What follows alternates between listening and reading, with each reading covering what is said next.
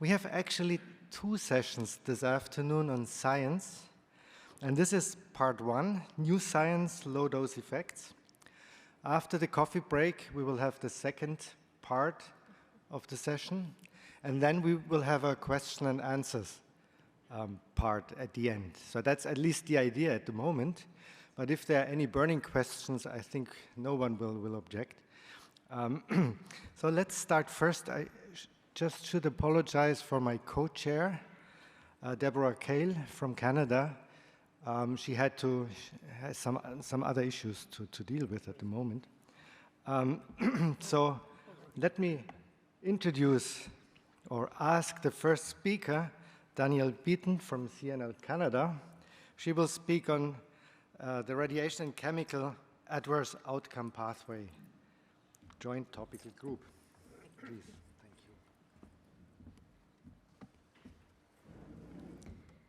So thank you for the opportunity to present on NEA's high-level group on low-dose research coordination and the progress made under the three topical groups. So as we enter the 8th decade of living in the nuclear age, we are faced with uncertainty on how low-dose and low-dose rate ionizing radiation impacts on the biology of health and disease. Our knowledge and awareness of the long-term impacts are only now on a par with the modern human lifespan. So how do we account for the causal role, if any, that this exposure has on adverse biology? With this question comes an opportunity to learn about the OECD Adverse Outcome Pathway Framework. About 15 years ago, there was a paradigm shift to incorporate what was called 21st century science into the regulation of chemicals. At that time, since that time, multiple programs have been initiated to incorporate advances in molecular and cellular biology, omics technologies, computational techniques, and more. Not all that has been developed will apply, but there's much that we can learn from it and perhaps incorporate.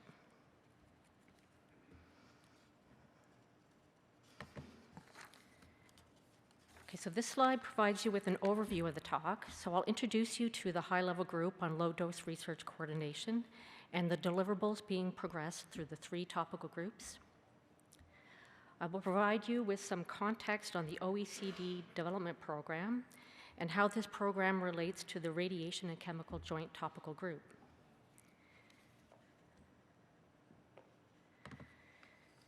So the LDR operates under the Committee on Radiological Protection and Public Health to address low-dose research coordination as integration of research on the epidemiology of disease associated with exposure and the biological mechanisms of disease caused by exposure, and as improved and leveraged knowledge on the health impacts amongst the other component causes of disease. The mandate started in June 2021 and goes to May 2024, so we're approximately halfway through.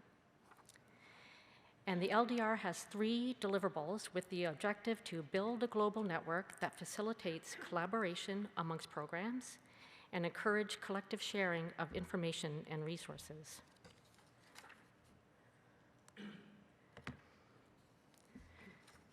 Starting with the topical group on communication strategy. So at the heart of the mandate is building a community. And so central to building a community is having a robust communication strategy.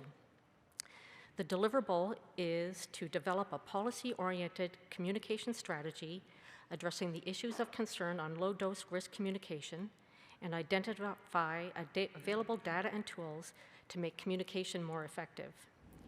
So this topical group has identified some challenges, defined key target groups, and has proposed a path forward. And if anyone has questions or recommendations, I direct you to the chair of this group, which is Paul Locke.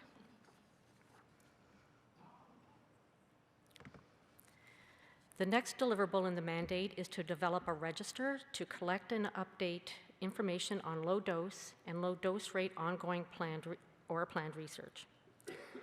The register is now in its beta version. An announcement was disseminated on October 24th in an email from Jacqueline Garnier-Laplace. And so if you have an opportunity to check out the register, and please do try to test it and provide some feedback.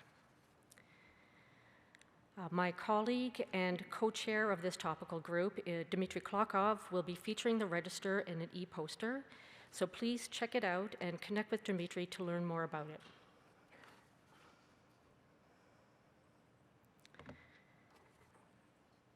So before talking about the third topical group, the purpose of this slide is to provide you with some context on the organization of the the AOP development program that includes an arm that does training, which has a community of trainers. They have an outreach group, and they develop guidance documents.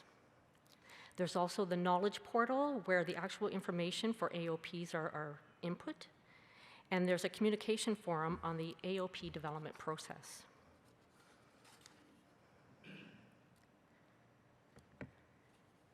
So for those of you who have not yet visited the AOP wiki, a screenshot is shown on the screen here. This is the knowledge portal to the AOP framework, but the framework is more than what you see on the website. This interface brings together user groups via a platform that's designed for knowledge sharing and transparency. The communication of mechanistic knowledge is constructed in a common format that supports the weight of evidence evaluation that's required for endorsement and use. And in the background is an active and engaged community that build and support the framework, develop the knowledge base, and define the bases for data integration, data reporting, and ultimately translation. By being about the biology of disease in an exposure to disease paradigm, the AOP can be part of a larger approach when combined with mode of action, for example, a well-defined dosimetry or questions about LET, and quantification of disease risk amongst any other component causes.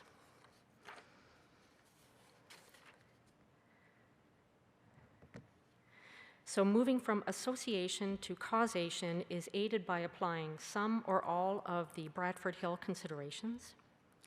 Shown here are the original 9 considerations, first presented in 1965 by the epidemiologist Austin Bradford Hill in a talk called Environment and Disease. Prior to this, only infectious diseases were causally linked to exposure. With the drive to modernize regulatory toxicology, these considerations have been updated and tailored to the AOP construct, providing explanatory reasoning as biological plausibility and empirical support for dose response, temporality of key events, and the incidence of the key event relationships. It also provides interventionist or counterfactual reasoning by including essentiality of the key events. And through these, the weight of evidence is evaluated for final endorsement and use. So with that, I move on to the third topical group. So the deliverable for this group is to interact with the AOP chemical toxicology experts at OECD's Environment Directorate to explore the benefit of the AOP approach. So part of this topical group includes engaging with governing bodies. So at the top, I have that OECD structure that I showed you earlier, and a similar representation of in the example of UNSCARE and ICRP. And the idea is for identifying synergies between the groups and cooperation across organizations is that this is where this topical group can be a conduit.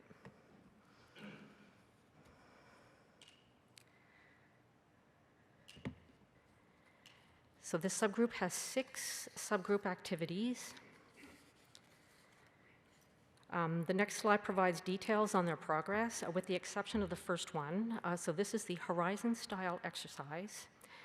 This is being presented by my colleague Julie Burt from the Canadian Nuclear Safety Commission as an e-poster. And also please connect with Julie to learn more about the journey on completing this exercise. So I'll start with this second item, which is workshops and outreach. So to date, this subgroup has focused on raising awareness of the AOP approach, on featuring the Horizon scan throughout its journey, and on featuring the case studies that I'll talk in a few minutes. In the planning stages for next summer or fall is a session on the use of omics data, and so you'll be hearing more about that in the coming months. And we're also looking for input on training needs to include over the next year.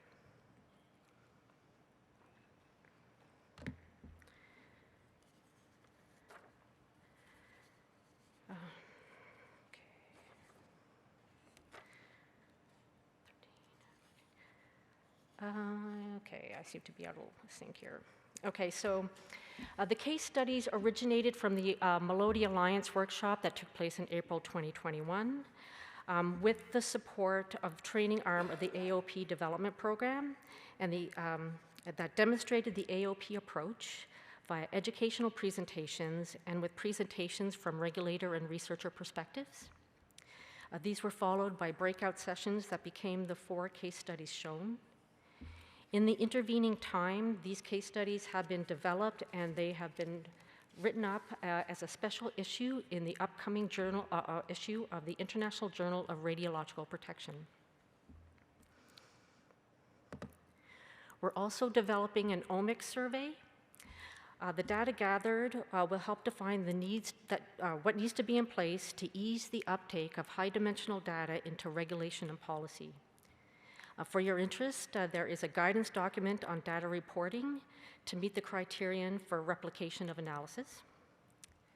And we'll be seeking input from those of you who use these technologies, generate this kind of data, and or integrate these data with other data types. Next is journal engagement as a review and dissemination mechanism for developing AOPs. A significant requirement for AOP endorsement is having an open review process, and so engaging with journals that meet this criteria is in progress. And last but not least is the review of ecological relevant AOPs. It's under this subgroup that you'll most likely see chemical and radiological impacts being considered together. There are a few examples of radiation-centric AOP drafts to be found in the wiki, so I encourage you to have a look at those. The example shown here is from one of the case studies presented earlier.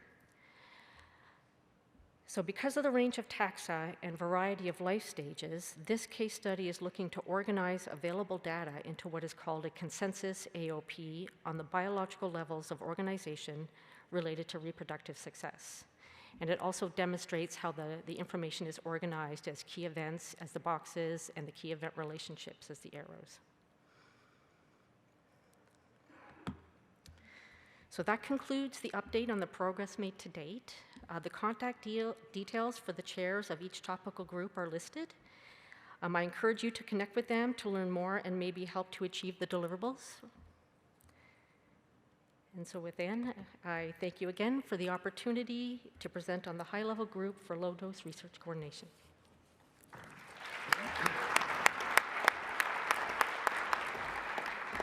Thank you very much. Is there any burning question related to AOP? As I mentioned, we will have a Q&A session at the end, after the coffee break at the end of the session. Well, then let's come to the next speaker. The next speaker is Simon Buffler from UNSCARE from the UK, but also a main commission member of ICRP. And he's going to talk on the recent UNSCARE report on biological mechanisms relevant for the inference of cancer risks from low-dose and low-dose rate radiation. Simon, please. Okay, Werner, thank you very much for the introduction, and thanks very much to the organisers of this meeting for the invitation to present the work of UNSCARE to ICRP and ICRP colleagues. So yeah, my name is Simon Buffler. I work at the UK Health Security Agency as Deputy Director for Radiation Protection Sciences. Also here today, I'm really representing UNSCARE, the Scientific Committee of the UN's Scientific Committee on the Effects of Atomic Radiation. And some of you will know that towards the end of last year, I think it was December, the UNSCARE 2020-2021 Annex C, with the title Biological Mechanisms Relevant for the Inference of Cancer Risks from Low-Dose and Low-Dose Radiation was published. So today, I'm just going to give you a brief overview of, well, some of the process of developing that and some of the key conclusions and recommendations that flow from it. So, At the outset, the aims are listed here, and they were fairly clear and fairly simple in some senses: to synthesize the current knowledge on biological mechanisms of radiation actions at low doses and low dose rates, to assess their implications for the understanding of processes of cancer development after exposure to ionizing radiation, and then to explore the implications for dose-response relationships of radiation-induced cancers. And those aims and the work was really directed by a series of 5 specific questions that were formulated and agreed by the committee to guide the development of the annex. So first, we need to be sure we're all talking the same language. So definitions of low dose and low dose rate, as used in the report, are given here. So low doses were taken as those that are less than or equivalent to 100 milligray of low LET radiation, or less than or equal to 1 tract traversal per cell of high LET radiation exposure. Low dose rates, on the other hand, are those of 0.1 milligray per minute or less, averaged over an hour, for radiations, again, low LET, such as X or gamma rays. Now, this work wasn't sort of coming out of nowhere. There's a long tradition, if you like, of Vanskia looking at mechanistic aspects of radiation effects, and the key ones are listed here. And I work from the bottom of the list to the top. I was involved myself in drafting a white paper that was published in 2012 on basically the same topic area, biological mechanisms of radiation actions at low doses. Then in 2006, there was 2 quite important annexes published by the committee, which were of very direct relevance to the work we undertook. There was the Annex C on non-targeted and delayed effects of ionizing radiation exposure, and Annex D on the effects of ionizing radiation on the immune system. And then looking further back, you can see listed up there other topics that have been covered in detail by the committee: DNA repair and mutagenesis, effects at low radiation doses, adaptive responses, and mechanisms of oncogenesis, effects of influence of dose and dose rate on stochastic effects, and more generally dose-response relationships for radiation-induced cancer back in 1986. So for the current work that I'm talking about today, it really got initiated properly in 2016 when it was adopted into the work plan for the committee, and fairly soon after that the expert group was established. And then there was a really stepwise progress, a stepwise series of key events, if you like, if we use the language used in the previous talk, for the development of the annex, in producing progress reports for the committee, which meets annually, and then drafts sequentially over the next couple of years, discussed by the full committee, which has many members internationally. I think it's 37, but I'm probably wrong. 40, is it? 31, sorry. Anyway, so 31 members internationally represented in the UN forum, so quite a formal forum, in fact. Anyway, culminating in 2020 when the annex was approved by the committee for publication, and it finally got published in its full form in December 2021. So just who the people were involved. In the picture here, I think of the one and only meeting, face-to-face meeting we actually had at the UNSCEAR Center at the UN Center in Vienna. From the right to the left, you can see myself, Serge Candeas from CEA in France, Gail Woloschak from the US, Leon Mullanders from the Netherlands, Markus Eidemüller from Germany, Prakash Handy from University of Singapore, National University of Singapore. And then on the far left is Nail, one of the UNSCEAR interns that I think Borislava referred to in one of the sessions the other day. There are opportunities for people to get involved in the work of UNSCEAR as interns. And I hope in the audience 2 of my colleagues are here, Prakash and Gail, and I want to express my thanks to them for the great work that they did, and it was actually a very focused and very effective, very enjoyable group of people to work with. We're actually, in some senses, quite lucky that the report focuses entirely on cancer as the disease endpoint.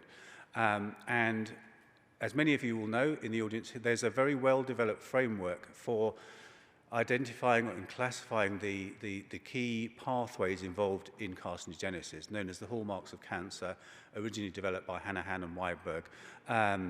it's had a few iterations, started in 2000. I think there's an even more recent one than 2011 listed here. And this breaks down the key features, the hallmarks, if you like, of cancer cells and how they differ from normal cells. And you can see some, I won't go through the whole list here, but you can see the cancer cells have got to be able to proliferate, so they've got to avoid growth suppression, they've got to avoid immune destruction, they need, solid cancers at least, will need blood supply, so angiogenesis is important. Stability of the genome is important in driving the accumulation of mutations that occurs through cancer development. So, in terms of the areas of scientific literature that the report considers, it's quite wide, and this is probably not quite complete, but obviously we're very interested in DNA damage because that's a well-known effect of radiation exposure damaging DNA. But also not just the direct damage, but the signaling of that damage, how the cell responds to it, if you like, in terms of chromatin remodeling and epigenetics, effects on other signal transduction pathways, whereby the exposure is kind of transmitted into the, should we call it the brain of the cell, or the consciousness of the cell, and how it responds, effects on gene and protein expression, DNA repair, and effects on somatic cells in terms of chromosome aberrations and mutations. Then the sort of broad class of non-targeted effects, if you like, genomic instability, bystander effects, effects on non-nuclear components, particularly mitochondria in this particular case, adaptive response, and hyperradiosensitivity. In the knowledge that stem cells are very important in terms of being considered to be the key target cells for development of cancers after any exposure, including radiation exposure, had a bit of a focus section on stem cells and how they react to low doses and low dose rate exposures of radiation. And then a larger section on the effects at the whole organism level, looking at experimental animal models and also considering effects on the immune system in particular.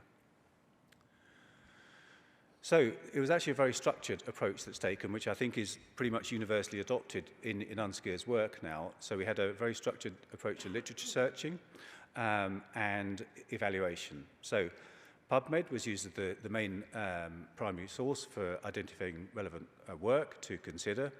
The main focus was on papers published since 2006 up to 2020, mainly for the reason that I pointed out in the earlier slide that some of the key evaluations dated from 2006. There are other somewhat earlier references included as well. They defined search terms and criteria that are all listed out in the annex if you'd like to look at it. And then, and importantly, I think there's a rigorous evaluation scheme to ensure that the quality of the studies considered was sufficient to be considered. So, publications had to be original, not extensive use of reviews, editorials, commentaries, etc. Needed to be convinced that the endpoints, which often was cellular level, were of relevance to carcinogenesis. That's where the framework, the hallmarks of cancers, was actually particularly helpful. Ensure the experimental design was adequate, free of flaws, including in the dosimetry, statistical soundness as well, and a key feature, obviously, in science, whether the results have been replicated or somehow or the other substantiated. And all that process is documented in a series of Excel spreadsheets, which I believe are available through the Unskier website. So in terms of the questions we actually addressed, and I'll just go through these one by one fairly quickly, for which biological mechanisms and pathways is there evidence that indicates that they can affect the frequency of cancers following exposure to radiation, including at low doses and low dose rates?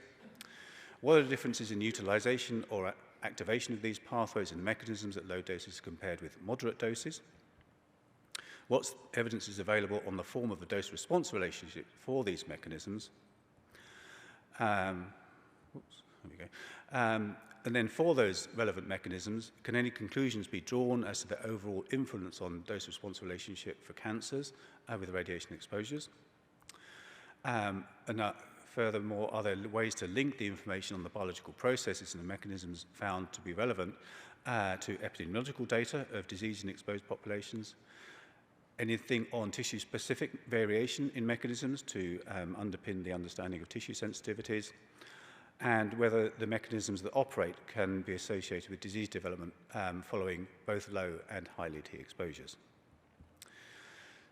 In addition to doing this scientific review, the writing group developed an appendix which follows a somewhat earlier appendix which provides sort of quality criteria for evaluations undertaken by UNSCEARS. So we have the principles and criteria for ensuring the quality of the committee's reviews of experimental studies of radiation exposure. So that's a step in the direction of transparency and provides some guidance on the strengths and limitations of individual experimental studies.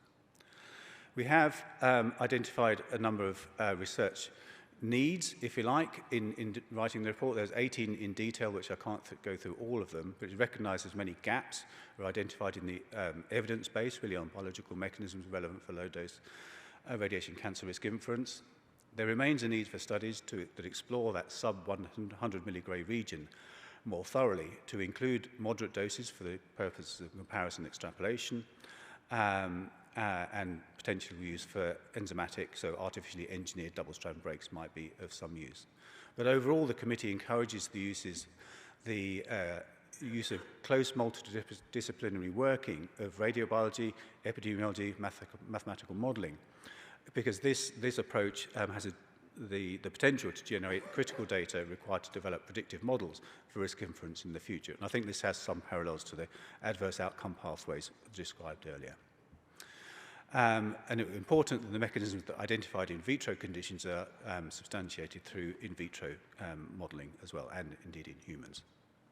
So this is perhaps the most important slide, the summary of the conclusions.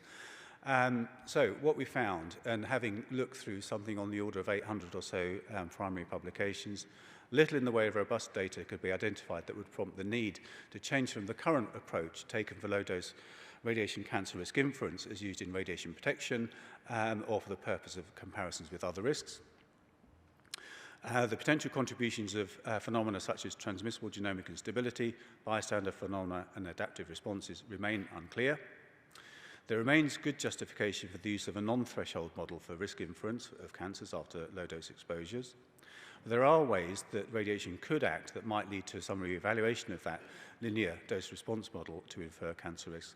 And in particular, we found emerging data, I think, in sort of cell invasion, metastasis, migration that might be relevant in those sort of areas, and indeed angiogenesis. And then looking to the future, again, the recommended approach is to combine mechanistic understanding with epidemiological studies using mathematical modelling to integrate those data from different sources. With that, I think I'm done. So thank you very much for your attention, and a couple of contacts there should you wish to get in contact in the future. Thank you very much.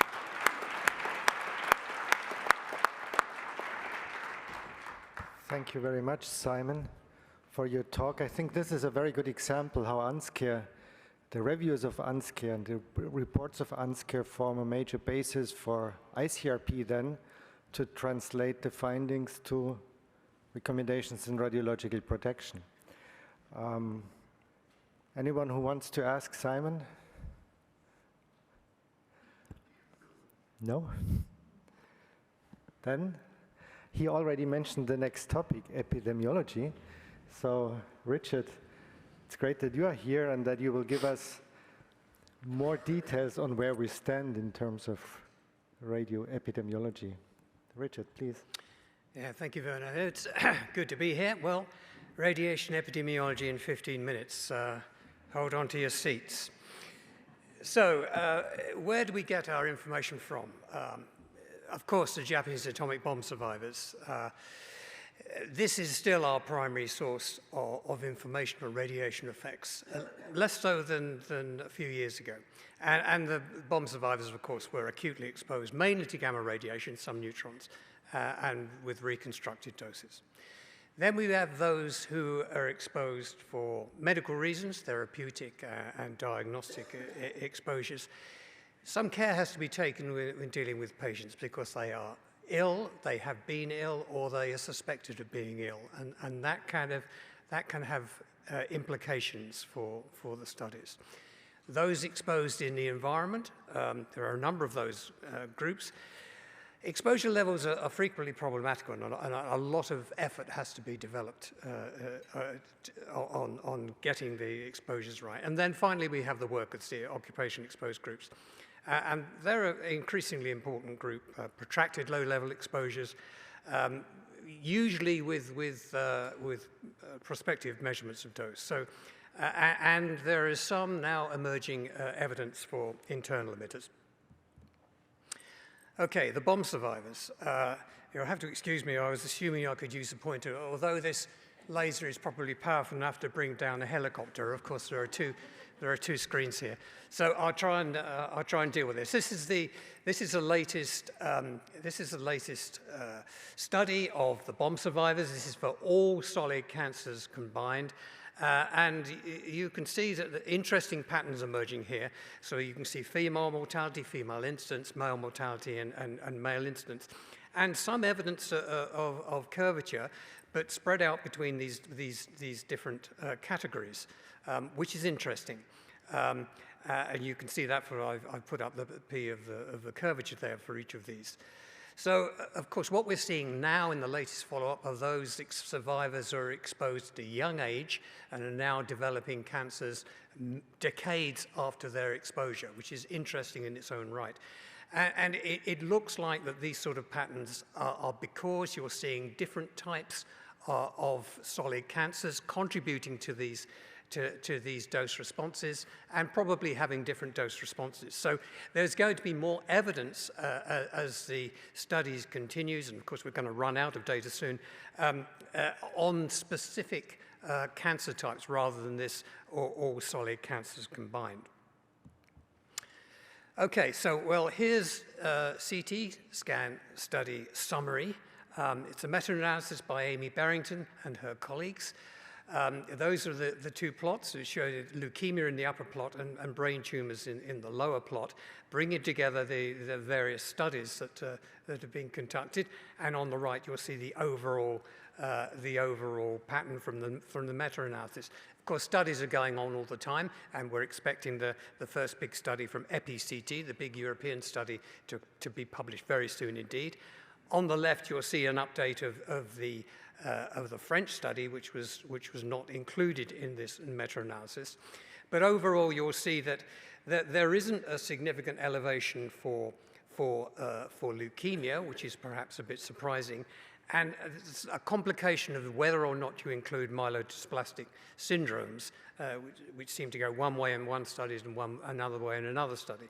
So again, as I mentioned earlier on, some problems with interpreting these medical studies. On the bottom, you see brain tumors, a much more consistent evidence of an excess, and of course, a lot of the CT scans are of the head. But we have to see how these develop, and there are interpretational problems. There is evidence from some poor medical studies that have been carried out of childhood exposure, thyroid cancer on the left, leukemia on the right, and for this pooled analysis of thyroid cancer, you're actually seeing a significant elevation of risk down to about 40 milligray to the thyroid. On the right, you'll see leukemia of pooled analysis of 9 cohorts, and significant, and this is down below 100 milligray to the active bone marrow.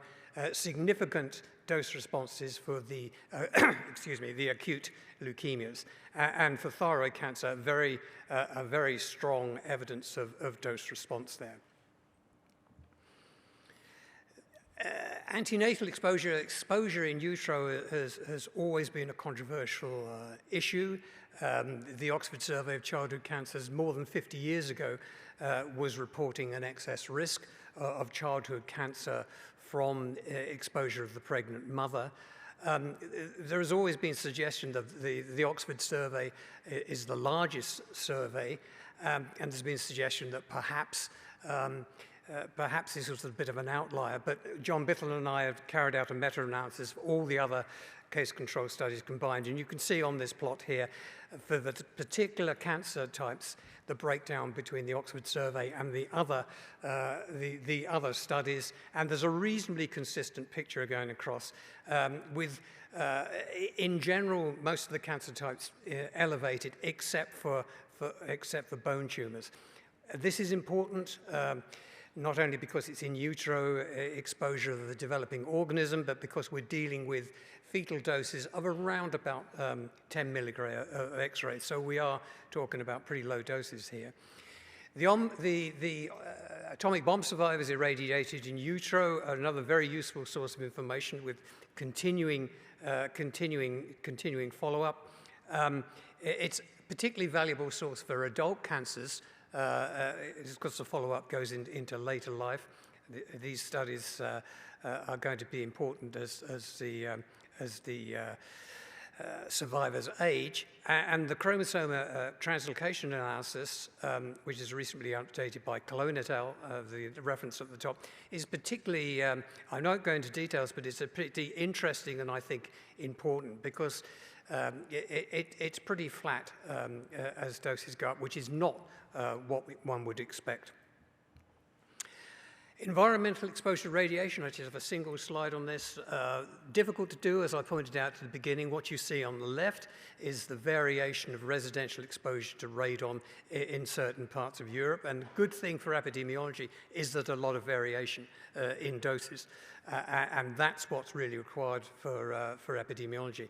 And the bottom on the left is the plot of the pooled study of European data and a clear dose response of increasing lung cancer mortality with increasing measured radon exposure in the home. Always difficult studies to carry out because of the profound influence of smoking on lung cancer. But I think there's room for improvement there. And of course, we have Chernobyl, several thousand excess cases of thyroid cancer. Difficult studies carried out, even more difficult now, of course, with the situation in Ukraine. And there are other studies that are coming along as well, but not easy studies to do. The hard rock miners have always been interesting. On the left, we see the studies that are coming out of the 1990s, a clear dose response for lung cancer mortality and increasing radon exposure of the miners. The problem with interpretation of this is that some of these exposures were very high indeed, leading to high doses to the lung. And on the right there, you'll see the latest study, which is the PUMA, the pooled uranium miner analysis, looking at lower doses. So this is more compatible with what you see residentially. And again, there's a clear evidence there of an increase risk of lung cancer with increasing exposure to radon. Excuse me.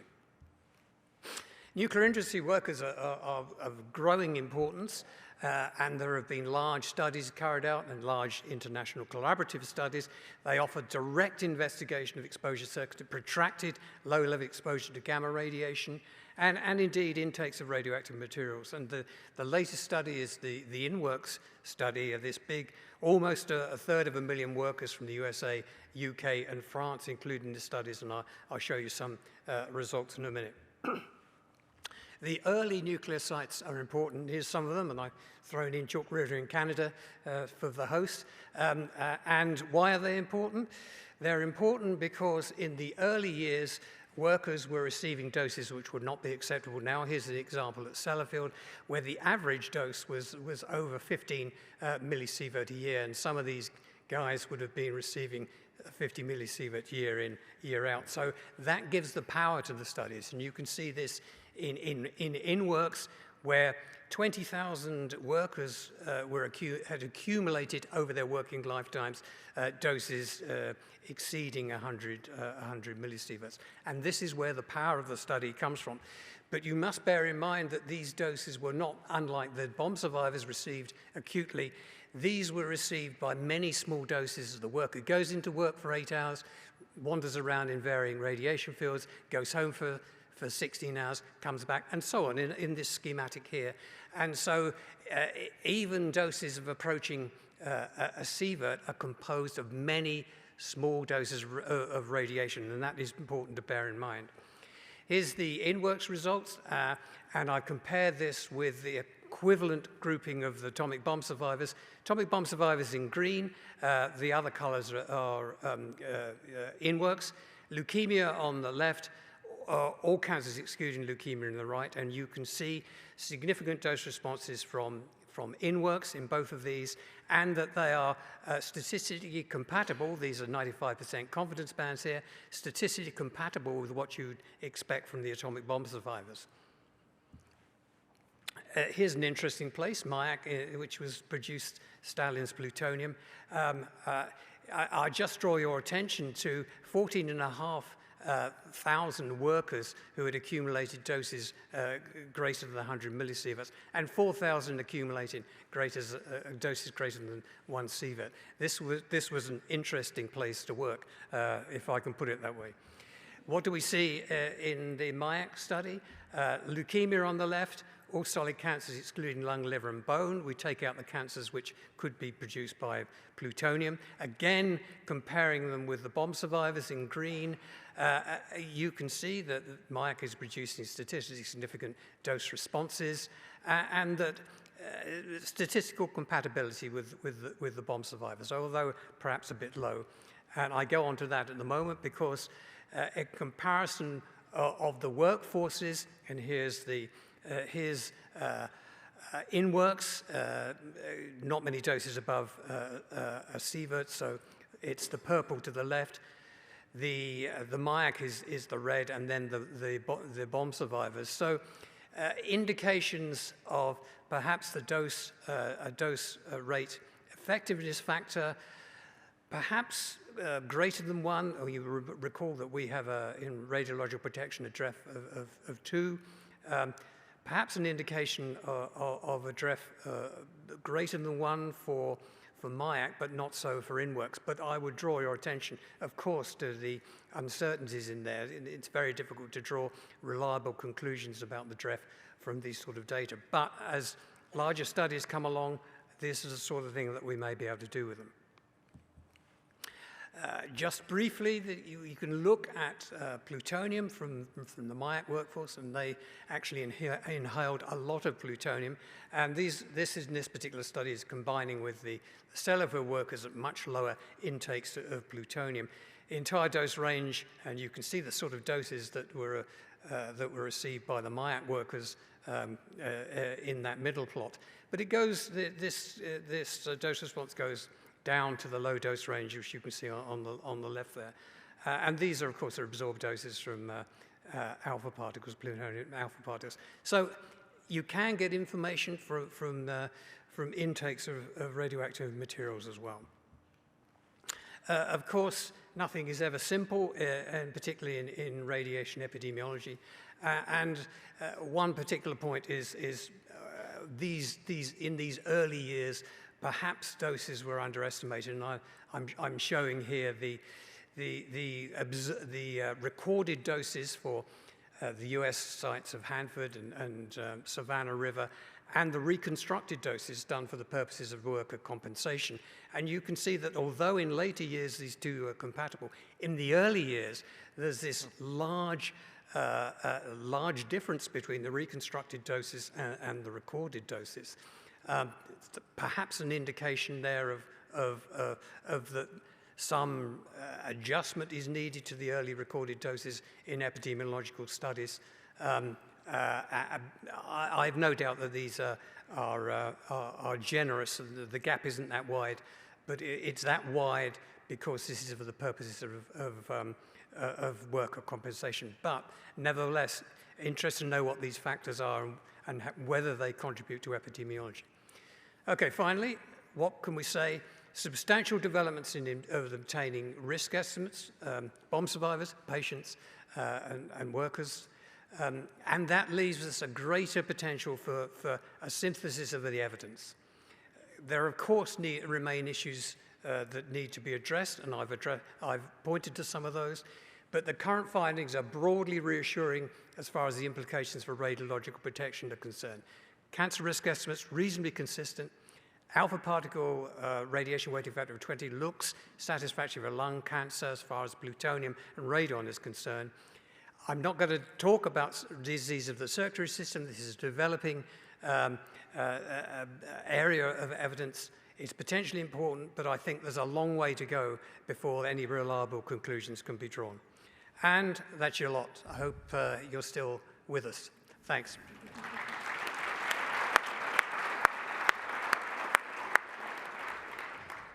Thank you, Richard. Now we know everything about radioepidemiology, right? And that's the reason why there is no question. Okay, let's come. Oh, yes. Yes, thank you, Richard. François Boschu from Switzerland. I'm also a member of ICRP Committee 2. I was quite almost afraid when you presented the antenatal dose risk, and I'm not sure I really understood correctly. Is it the case that for a small dose of 10 milligray per person, we can say with certitude that there is a risk that is linked, or am I not interpreting correctly? Shall I go back over there? No. Am I okay? Yeah. Okay, I can't. Yeah, I'm sorry. That was that I think was one of the failings of not having a pointer. But what the results appear to show is that for a fetal dose, and these are primarily doses received in the later stage of pregnancy, that a fetal dose of about 10 milligray of X-rays, there is a raised risk of childhood cancer for almost all childhood cancers. And that is consistent for the big Oxford survey, the first study of this, and when you do a proper analysis or proper meta-analysis of all the other case control studies combined. So how you interpret that, of course, has been controversial for many years. But if you take that association at face value, then fetal doses of 10 milligray of X-rays increase the risk of childhood cancer. Yep. Okay. So that will definitely have implication in medicine.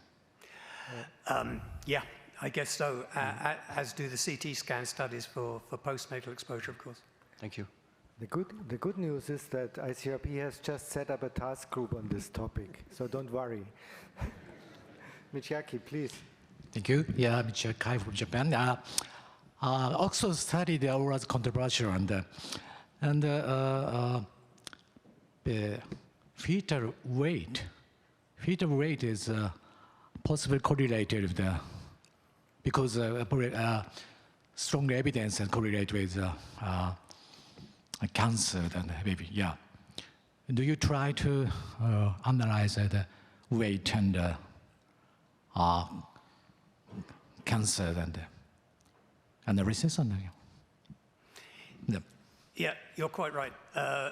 Birth weight is apparently an important factor in childhood cancer, in particular childhood leukemia. Unfortunately, and strangely enough, for all the data that Alice Stewart, who was leading the Oxford survey, recorded, birth weight was not one of them. And one of the things that John Bithell was doing before he died was to collect birth weight data for the Oxford survey.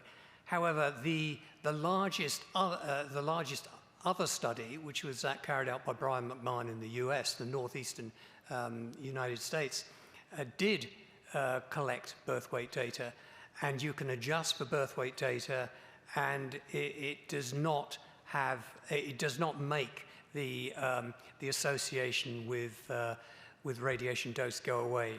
So it's an important point for sure, but and there's limited data.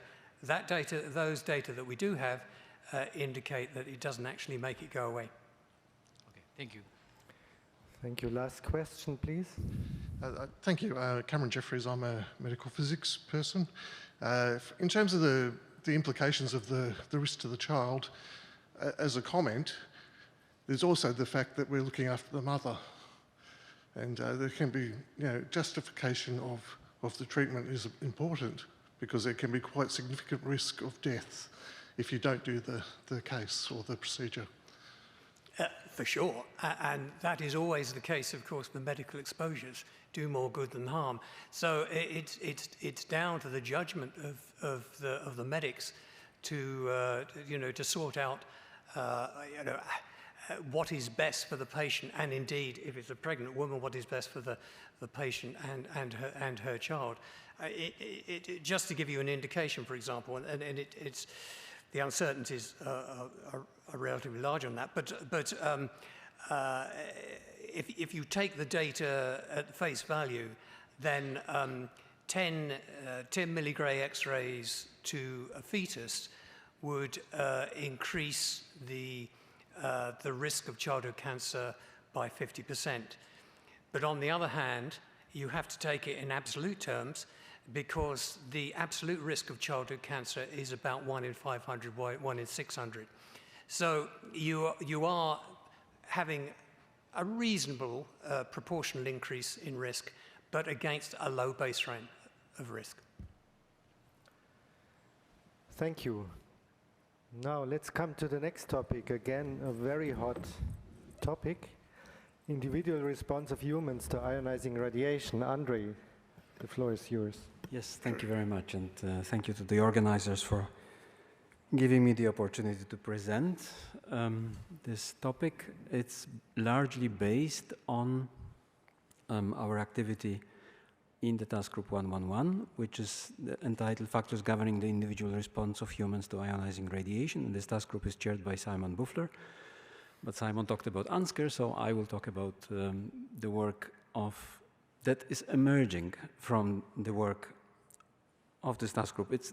What I will tell you are not the conclusions, because we are not there yet. We are more than halfway through, but we are not there yet with firm conclusions. Nevertheless, of course, some things are emerging, and that is what I will show you. However, also please bear in mind that what I will show you is a little bit of my own interpretation. This task group is composed of experts. We all work in the field. We have different vision.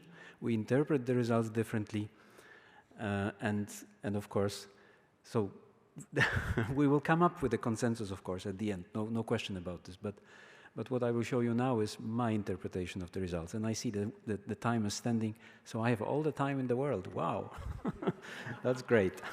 Now I should really be careful. Oh, now it's running. Okay. Oh, oof. All right. So what are the aims of TG111? Here is written in the terms of reference. It's okay, Werner. I see it now. I spent some time already. So what is the contribution of genetic background? Intrinsic sensitivity to cancer induction and normal tissue reactions. Is it possible to predict, to forecast the individual response to radiation? This is something that we're all interested in. Come on, we must have a predictive test to be able to tell, well, if you're exposed to radiation, you are at a higher risk of developing cancer, you're at a higher risk of developing side effects. Do we have tests like this? Or are we already there? What is the impact of age, sex, and so-called modifiable factors on normal tissue reactions and incidence of cancer? What is the evidence that modifiable factors can affect individual risk of radiation-induced cancer, tissue reactions, and non-cancerous diseases?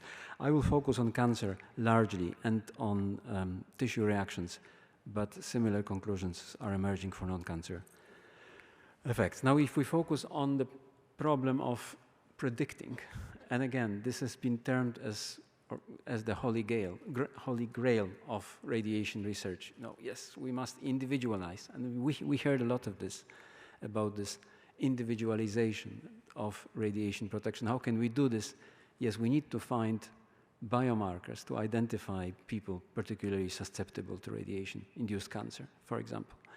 So in an ideal world, we assume, and I think many of us do assume, that there is something that we term intrinsic radiosensitivity, something in you, your constitution, your genetic constitution, that makes you more susceptible or less susceptible. How can we identify this trait of individual sensitivity?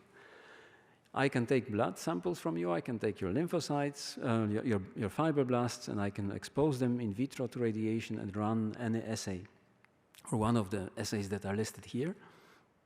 And if things work nicely, then I get a correlation between the in vitro sensitivity of your cells and the individual radiosensitivity. In reality, it doesn't work. These tests can pick up people with monogenetic diseases like ataxia-telangiectasia, but they are not sufficiently sensitive or specific to detect people with a normal genetic background that will strongly respond to radiation. And this is what we are interested in. We can, because the monogenic diseases are quite rare. So sure, we have to protect these people, but it's not really the issue. So why is that so? The reason why this is so is that the individual, the trait, if I may say so, of individual sensitivity is a polygenic, complex, or multifactorial trait. These are synonyms, and they all indicate that we are dealing with a trait where very many genes interact, very many genes, each of which has a low penetrance, so a low impact on the trait, and they all always interact strongly with the environment. So the questions that remain now, if we forget about the predictive assays, what is the contribution of genetic background? What factors interact with genes? What is the mode of interaction?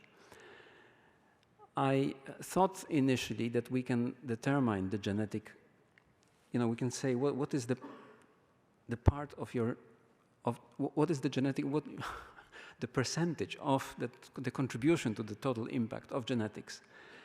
Because I thought that the picture is, as you can see on the left side, where Billy and Susie, Billy is the environment, Susie is the genome. They both fill a bucket of water with water, and they do this independently. The reality is different, as I just said. Genes and environment interact. So the reality is, as you see on the right side. And of course, it doesn't make sense to ask this question, and there is no answer. So that's where we are. So this question is irrelevant. But let's look now at factors that interact with genes. And we differentiate between non-modifiable factors, age and sex, and modifiable factors, lifestyle factors, smoking, obesity, sunlight, infectious agents, pollutants. Why these modifiable factors? Because these are the factors that we know contribute very strongly to what we call background cancer risk. So they are termed supercarcinogens. And it's interesting to see whether they interact with radiation for that reason. Of course, non-modifiable factors, age, well, you can dye your hair gray to look older if you want, but it doesn't really change your biological age. And you can change sex, yes, but it's not a big concern for us. So these are non-modifiable factors, age and sex. So let's look at age and cancer. And this, you see the plot here on the left side, which shows you the relative susceptibility on the y-axis versus age at exposure. That's a graph that I took from a presentation by Kotaro Zasa, who I believe is in the audience. He showed it at the last ICRP conference in Adelaide. And for me, it was an eye-opener. Thanks very much, Kotaro. This is a great graph because it shows you the complexity of the relationship. We have some cancers, like leukemia, brain cancer, skin cancer, thyroid cancer, that show very strong relationship between age and exposure and risk. Then we have others, like breast cancer, uterus cancer, which the risk increases around puberty and is very strongly related to age, to the time at age at menarche. Very complicated, probably something to do with the hormonal status. And then we have other cancers which don't show a relationship, others that show a weak relationship. Of course, if you pull everything together and then we come to the right-hand side of the slide, you see that there is overall a trend, and it's quite clear that age at exposure plays a role. And then the risk, excess relative risk, of course, decreases with attained age. The absolute risk increases, but relative risk decreases. And as we could see from the presentation of Richard, there is a strong difference in sexes, females being about twice as sensitive as males. With respect to tissue effects, it's complicated because, so again, the question is who is more sensitive, children or adults? And here you have factors that make children more protecting, like high regenerative capacity, high capacity of DNA repair. On the other hand, You have active organization and maturational processes, long life expectancy, which sensitize. For adults, protecting low organization, maturational processes, short life expectancy, sensitizing, low regenerative capacity, low capacity of DNA repair, cell attrition, comorbidities. So at the end, the young adults, so people around 20, 30, are most resistant. Then less young adults like me are more sensitive, and children somewhere in the middle. Okay, now let's see at modifiable factors and the risk of radiation-induced cancer. Here are the agents that I already mentioned, or the factors that I mentioned. Now, one thing that we know is that if an agent is an initiator, cancer initiator, and we know that radiation is a cancer initiator, then there is no interaction. However, if this agent is a promoter, then we can expect that there will be interaction.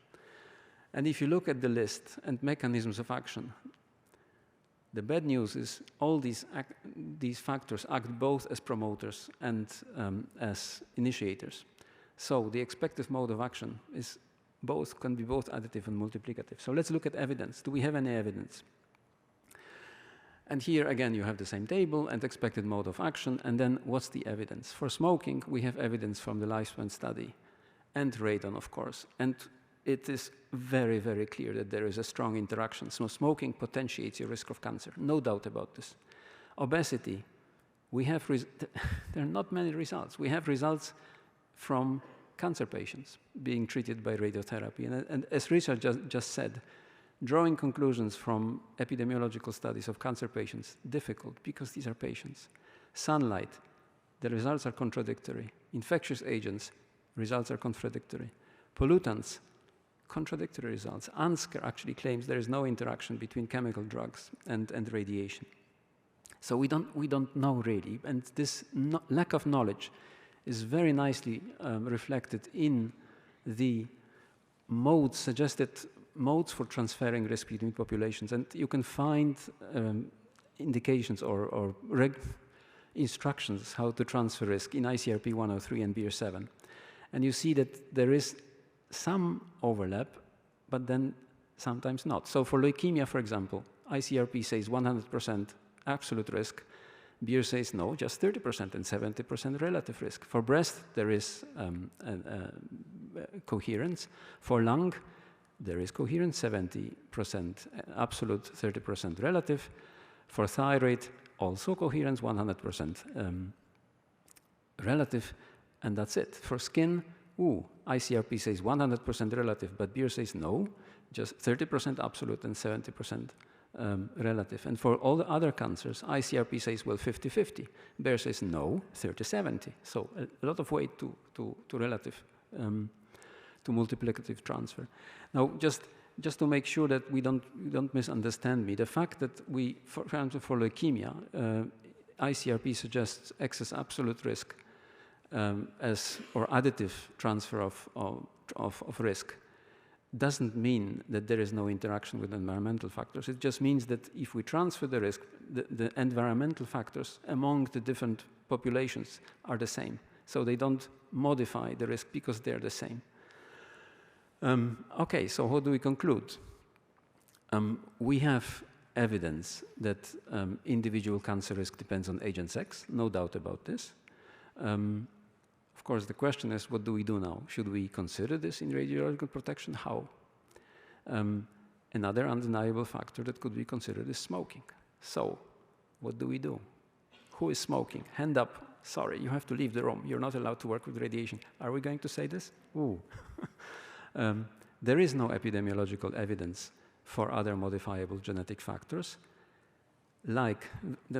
except very rare monogenetic diseases. However, if you look at the mechanistic, if you look at the problem from mechanistic approach, it seems there must be interaction, because we know that any polygenic or complex traits, for any complex traits, there is strong interaction between environment and radiation. So we can assume actually that there is interaction. And now, an important message, I think, will be that if there is interaction, that means you can modify your risk. Because, you know, risk is conditional. It's always conditional, nearly by definition. So, we talked about communicating risk. I think what we should do is, if somebody is exposed, then you say, well, look, you can significantly reduce your risk of cancer, or tissue reactions for that matter, if you modify your lifestyle. So do something for yourself. So don't think what the state will do for you, think what you can do for the state.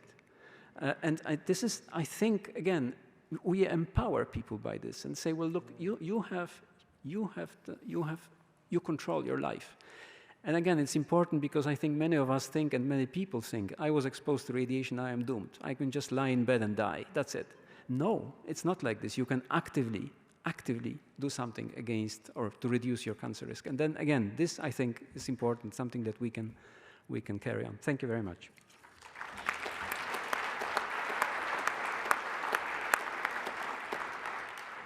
Thank you, Andre. Just to avoid that the smokers ask a lot of questions now, so ICRP will not forbid you from smoking. You can continue to smoke if you wish. It's your choice.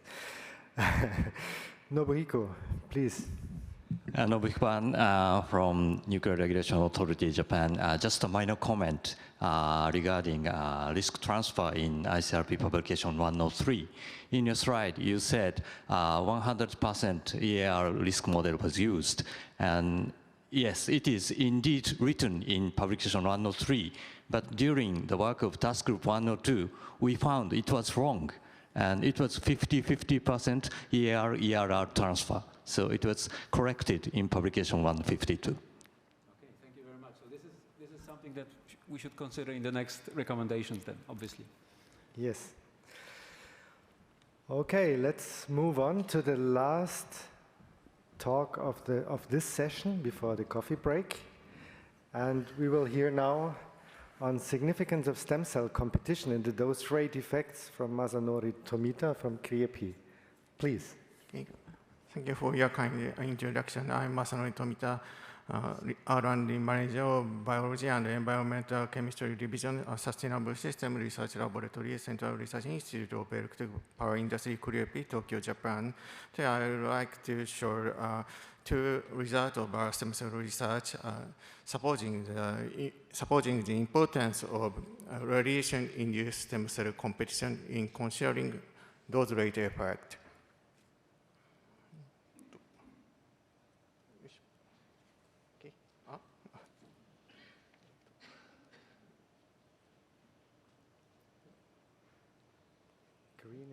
Green. Once again. Okay. No conflict of interest is declared with regard to this presentation. Karunaga Valley talc, Kerala, India is well known as one of high natural background radiation area, HBRA. There is a black sand containing monazite deposited in the coastal area. Alpha and gamma rays are emitted from thorium and its daughter nuclides in the sand. Our institute, ICRP, has been supporting a cohort study of cancer incidence and non-cancer health survey for a long time.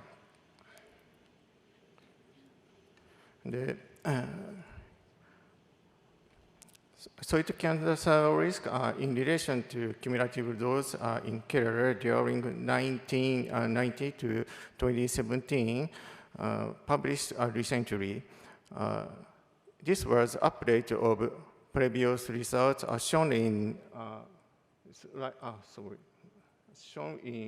right figure, which was cited in Unsquare 2017 report. Updating follow-up period. As shown in left figure, these results clearly indicated the confidence interval is much narrower. Confidence interval obtained present study is much narrower than in the previous study, suggesting a possibility that solid cancer risk associated with low dose rate exposure is much lower than associated with acute exposure reported by the lifespan study of airborne survivor. The difference could be explained by the dose rate effect. However, the biological mechanism of dose rate effect has not yet been fully elucidated. So we are discussing biological effect under low dose rate irradiation condition. We are focusing on the radiation-induced stem cell competition. The concept of radiation-induced stem cell competition is first suggested by ICRP publication 131. This slide shows our working hypothesis. After high dose rate irradiation, all stem cells are exposed to radiation uniformly at the same time. So radiation damage can accumulate in all cells derived from stem cells. Eventually, tissue turnover may accelerate mutation in cell division. In contrast, after low dose rate exposure, abundance of exposed stem cells per unit time is extremely low. So radiation damage does not accumulate in the tissue if stem cell competition occurs between irradiated and non-irradiated cells. As a result, same status has no irradiation maintained.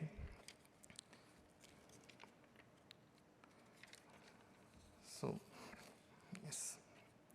To assess radiation-induced stem cell competition, we use intestinal organoids. Intestinal organoids are created by culturing cycling intestinal stem cells expressing LGR5, as shown in the green fluorescent cells, and having these crypt-like structure.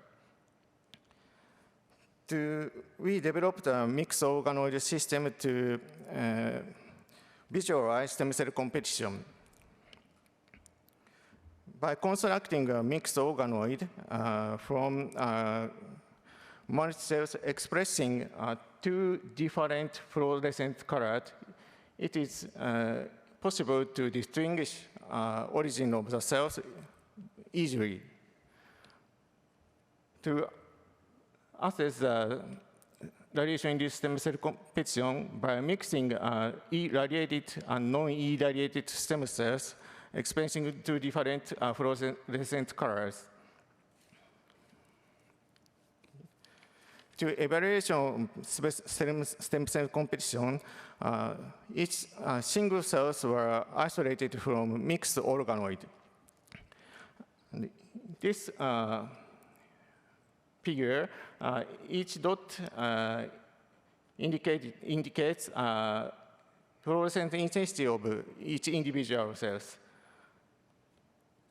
EGFP expressing stem cells are shown in this green box, and TD positive red fluorescent stem cells are in this red box.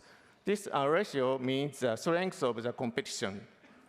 The stem cells that are more abundant in an organoid are calculated using this very simple formula. Occupancy ratio of red stem cells in organoid equal a number of red stem cells divided by a number of total stem cells. Okay, mixed organoid were formed by mixing one gray irradiated and non-irradiated stem cells expressing a green and red fluorescent. First, this figure shows the result formed by mixing non-irradiated red and non-irradiated green fluorescent stem cells.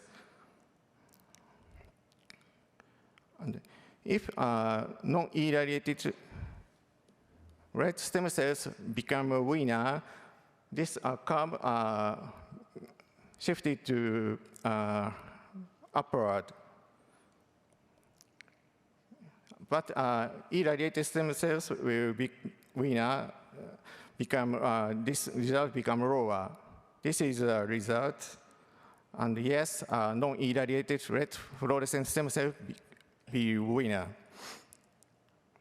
Next, we observe the radiation-induced stem cell competition directly.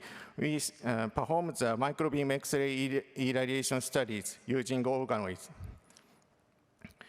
In our microbeam X-ray irradiation systems, we can irradiate each cells using 4.5 titanium characteristic X-rays. This right side picture shows the result of culture cell irradiation. Result of culture cell irradiation. This is an image of the scintillation of the titanium X-rays microbeam. This length of this bar is 30 micrometer. 3 cell nucleus of HeLa cells were irradiated by 4 gray of X-ray microbeam, and 30 minutes after irradiation, we could clearly observe the accumulation of gamma H2AX as a surrogate marker of DNA double-strand breaks. Use this system, we irradiated single red fluorescent stem cells in the organoids. Okay. Please notice this red fluorescent stem cells. These cells were irradiated with 1 gray of X-ray microbeam. Cells were not induced apoptosis just after irradiation. It is an important point to assess stem cell competition. These cells undergo cell division and cell death, and the cell debris are eliminated into the lumen side.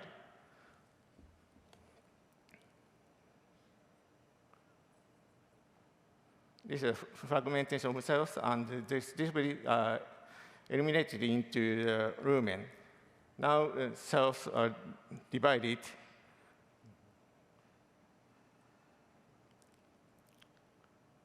And eliminated these divided cells into the lumen.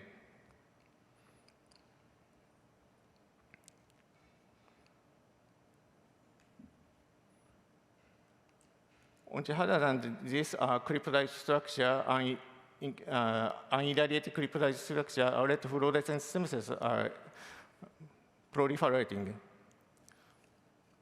In this cryptide structure, eventually all of the red fluorescent stem cells are eliminated.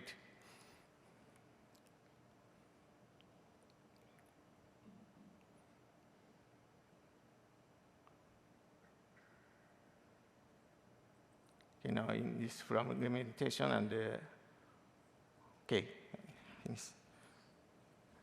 This is a summary of our study. Stem cells irradiated in vitro grew equal to or greater than non-irradiated stem cells. However, when co-cultured with non-irradiated stem cells could not grow well. This suggests that radiation-induced stem cell competition can occur between X-ray irradiated and non-irradiated stem cells. And we have established the technique for targeted radiation of stem cells within the intestinal organoid using a titanium characteristic X-ray microbeam. So divided from X-ray microbeam irradiated stem cells were eliminated. The elimination occurred after cell division. 1 gray of X-ray microbeam irradiation didn't kill our stem cells directly and may be performed by apoptosis, not differentiation. This is an important message reflecting the content of stem cell competition by ICRP publication 131 in the discussion of the future of radiation protection system is important for building a consistent and robust system based on biological mechanisms. Thank you for your attention.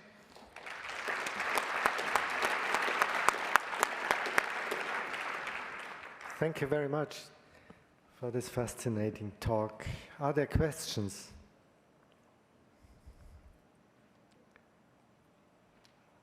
I can't see any questions now, but we will have the chance again after the next session, after coffee break.